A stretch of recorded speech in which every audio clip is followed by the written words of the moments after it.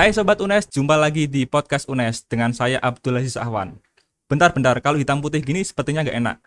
Oke, nah pada profil Prodi kali ini kita akan membahas profil Prodi Pendidikan Seni Tari.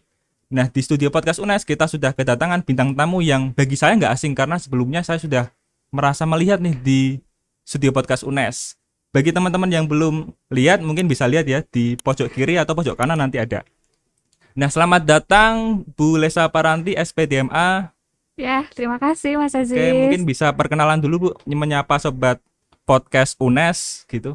Ya, halo Sobat Podcast UNES, perkenalkan saya Lesa Paranti. Saya salah satu dosen pengampu di Prodi Pendidikan Seni Tari.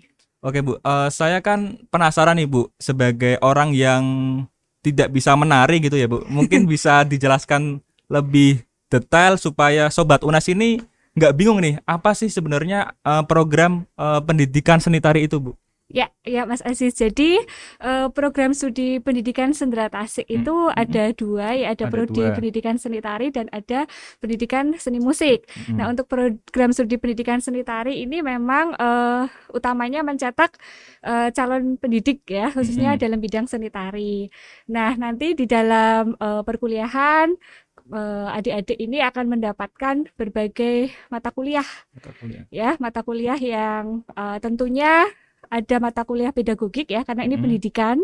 Kemudian ada mata kuliah yang berkaitan dengan pengetahuan tari, teori ya, seperti sejarah seni, apresiasi tari, teori komposisi, dan beberapa yang lain.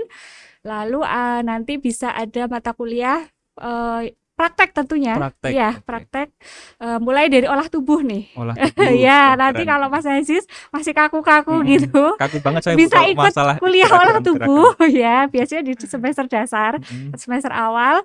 Kemudian ada mata kuliah tentang tari bentuk, seperti Tari misalnya bentuk. tari gaya Surakarta, gaya Yogyakarta, kemudian tari kreasi, mancanegara juga ada. Kemudian mata kuliah yang berkaitan dengan penciptaan.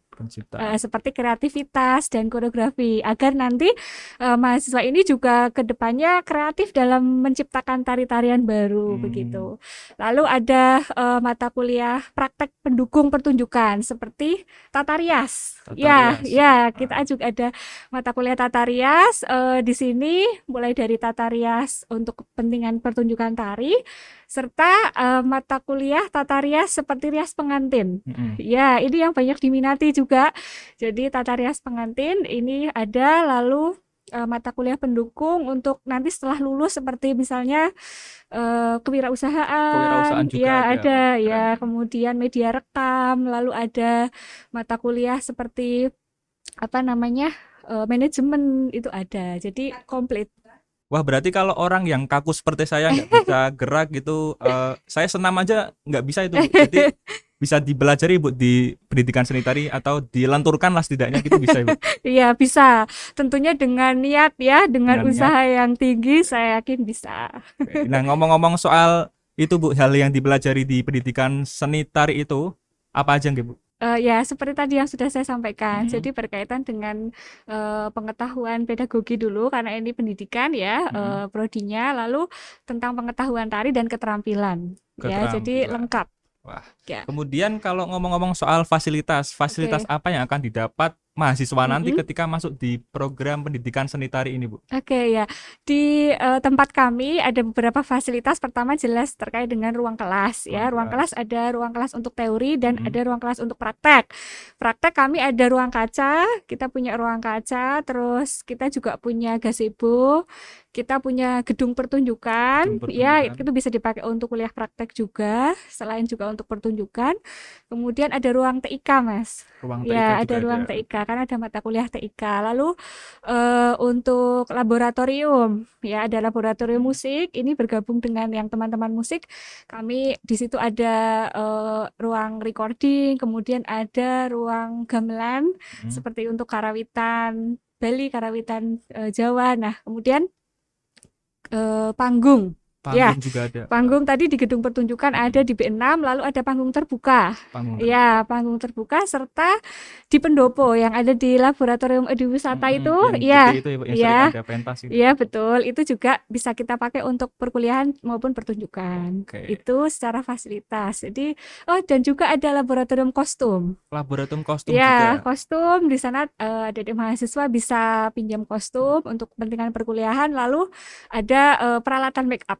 Wah, Ya, berarti lengkap. memang bisa saya simpulkan fasilitasnya sangat lengkap ya, Bu. Ins- Mulai dari hard skill-nya yang mulai dari cara menari sampai soft skill yang ada tadi Ya, laboratorium TIK-nya juga ya, Bu. betul ya. Dan Oke. sampai untuk kepentingan pertunjukan. Kepentingan pertunjukan juga. Ya. Berarti memang kostum juga diajari cara membuat kostum sendiri juga, Bu. Untuk kostum cara membuat tidak, tapi cara mengenakan. Cara Ya, mengenakan cara mengenakan kita ada mata kuliah tadi di tata rias di tadi. tata rias Ya, tadi. Oke. rias. Nah, ngomong-ngomong soal SDM nih, Bu. Dosen-dosen dan tenaga pendidik di pendidikan seni tari ini seperti apa, Ibu? Ya, untuk tenaga pendidik kami komplit Mas. Ada profesor, kita punya 1 profesor. Kemudian untuk doktor ada 5 yang sudah dan ini 5, masih terus keren. berjalan, masih ada yang sedang menempuh gitu. Jadi kami terus dipacu untuk bisa segera menyelesaikan gitu. Lalu dari background keilmuan juga sangat komplit, lengkap. Ada dari pendidikan. Ya, lalu untuk bidang tari sendiri tentunya juga lengkap ya, dari mulai penciptaan, ada manajemen gitu, komposisi dan lain sebagainya. Wah, kemudian ngomong-ngomong soal prestasi nih, Bu. Kayaknya Bu Lesa ini nggak asing nih di podcast UNES. Bisa diceritakan prestasi apa yang pernah ditorehkan oleh pendidikan seni tari ini, Bu? Ya, banyak Mas untuk prestasi mahasiswa ya. Kebetulan kemarin yang nongol di podcast itu ketika tahun 2020 kemarin 2020. kami meraih medali di PIMNAS 33. Keren banget itu. Ya, itu prestasi yang sudah lama kami rindukan karena cukup lama kami tidak mendapatkan. Kita dapat medali emas di kategori poster dan kategori perak di kategori presentasi.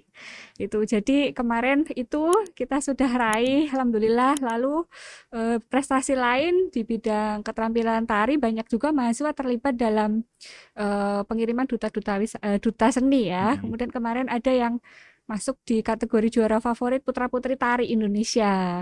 Putra-putri tari Indonesia. Wah, berarti udah tingkat nasional, bahkan Ya, mungkin internasional ada ya, Bu? tingkat nasional ya, Oke. tingkat internasional juga. Nah, kemudian sebagai calon mahasiswa nih, Bu, kan pasti melihat antara peluang dan kuota. Untuk peluang dan kuotanya ini di pendidikan seni tari seperti apa, Bu? Ya, baik. Untuk kuota ya, Mas, terutama Kuota. untuk kuota dulu ini dari 3 jalur ya yang kita bisa, yang adik-adik bisa tempuh itu melalui SNMPTN, SBMPTN dan UM gitu. Untuk SNMPTN itu ada 30 kuotanya, 30. kemudian SBMPTN 40 dan SM itu ada 30. Jadi total 100. 100. Iya, 100 dan rata-rata ya pendaftarnya jelas melebihi itu. Iya, jadi bagi yang kemarin sudah berhasil masuk, wah itu luar biasa. Sudah melalui persaingan yang ketat. Sudah berhasil melengsarkan pesaingnya, Ibu. Iya, berarti betul. memang pendidikan seni tari itu memilih terbaik dari yang baik ya, Bu? Betul, terbaik dari yang baik. Oke. Oh, berarti tadi kan jalur masuknya ada 3 ya, Bu? SNMPTN, SBMPTN, dan SM. Kemudian apakah ada seleksi khusus yang membedakan dengan prodi-prodi lain? Misalnya apa dites nih bisa gerak enggak gitu? Kayak saya kan kalau dites ya nanti waduh auto gagal apa gimana nih gitu. Ada nggak, Bu? Ada dong, tentu ada ya. Jadi untuk tes ada tes yang berkaitan dengan akademik pengetahuan itu yang sudah diatur ya. Kemudian ada lagi yang berkaitan dengan keterampilan tentunya. Jadi biasanya kalau di SNMPTN itu mengirim portofolio seperti video. Jadi video tari ya, mereka harus mengirimkan mereka pada saat menari ya, video tari gitu. Wah, berarti mereka nggak perlu datang ke kampus untuk praktek langsung, mereka hanya mengirimkan video aja itu. Ya, kalau dulu sebelum pandemi ya datang ya. Ini kita ikuti saja regulasi aturannya dari Dikti ya, bagaimana. Sepertinya masih mengirim ya untuk saat ini. Oke, kemudian ngomong-ngomong soal peluang kerja lulusan ini, Bu. Biasanya kalau pendidikan seni tari itu bisa atau bekerja di mana aja itu, Bu? Oke, untuk peluang banyak sekali Mas, berkembang sekarang. Jadi jelas kalau karena minat utamanya di bidang pendidikan ya, tentunya mereka disiapkan untuk menjadi calon guru tari, atau kalau sekarang mata pelajarannya seni budaya ya itu. Kemudian selain menjadi guru juga pelatih ya, pelatih tari, kemudian ada yang sampai akhirnya mendirikan sanggar tari. Mendirikan sanggar tari kadang lengkap diiringi dengan persewaan kostum gitu. Sewaan kostum, wah. Ya, kostum dan properti tari. Biasanya begitu terus kreatif membuat segala macam. Jadi berkembang. Kemudian mereka juga karena di sini ada mata kuliah penciptaan koreografi ya, jadi mereka bisa menjadi koreografer. Kemudian karena ada manajemen, mereka nanti bisa menjadi event organizer atau wedding organizer ya.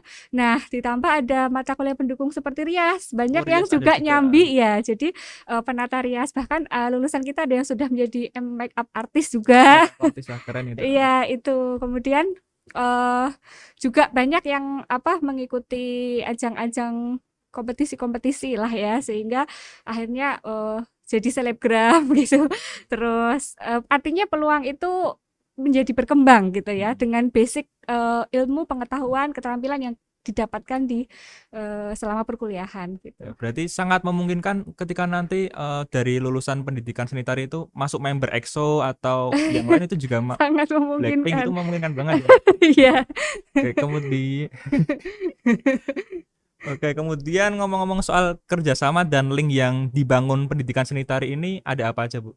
Ya, untuk kerjasama, untuk tahun kemarin kita sering mendatangkan pembicara atau dosen dari luar ya, guest lecture. Kemudian untuk bidang penelitian juga kemarin kita melakukan collaboration research dengan Suwansunanda University Thailand, sehingga kita bisa nanti ke depannya melakukan pertukaran mahasiswa ya, tentunya ke depan.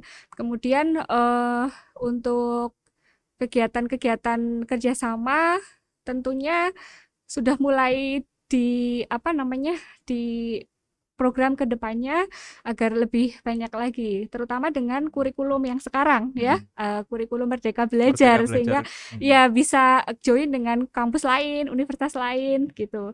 Kita bisa saling bertukar ilmu, bertukar mahasiswa, dosen dan sebagainya. Oh ya Bu, kita kan tadi udah ngomongin dari A sampai Z nih Bu, tapi kayaknya ada yang kelewatan, akreditasi yang prodi pendidikan seni tari ini apa Bu? Oh iya, itu yang penting Mas. Penting, ya, penting benar. banget. Itu daya tarik ya.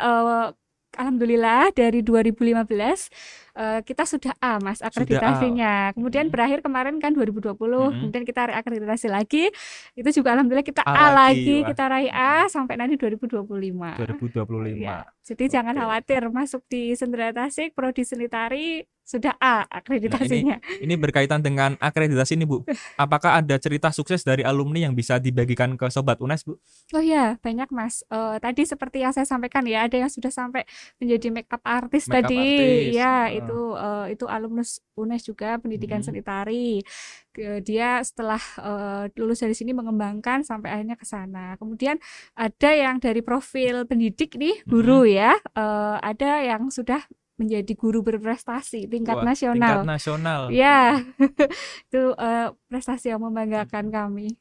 Nah, nggak kerasa nih Bu, kita udah panjang lebar. Sebelum kita tutup, adakah pesan untuk disampaikan kepada Sobat UNES Bu? Oke, ada Mas. Jadi pesan saya bagi Sobat UNES yang tertarik untuk masuk di program studi kami, silakan persiapkan diri Anda mulai dari sekarang, berlatih menari dengan baik lagi, kemudian banyak belajar, membaca buku juga pengetahuan tari sehingga portofolionya makin nambah. Syukur lagi bisa ikut kompetisi-kompetisi. Jadi nanti kalau menang bisa dilampirkan di portofolio ya, itu memperkuat dokumen. Jadi itu penting. Kemudian untuk informasi bisa juga follow nih Instagram kami. Ya, di senderatasik.unes. Oke. Ya. Wah, terima kasih banyak nih Bu atas waktu yang sudah diluangkan untuk hadir di studio podcast UNES ini. Sama-sama. Dan jangan lupa untuk Sobat Podcast UNES untuk selalu saksikan kami ada di YouTube. Terakhir, jangan lupa untuk dengarkan selalu kami ada di Spotify. Saya Abdulaziz Ahwan pamit undur diri. See you.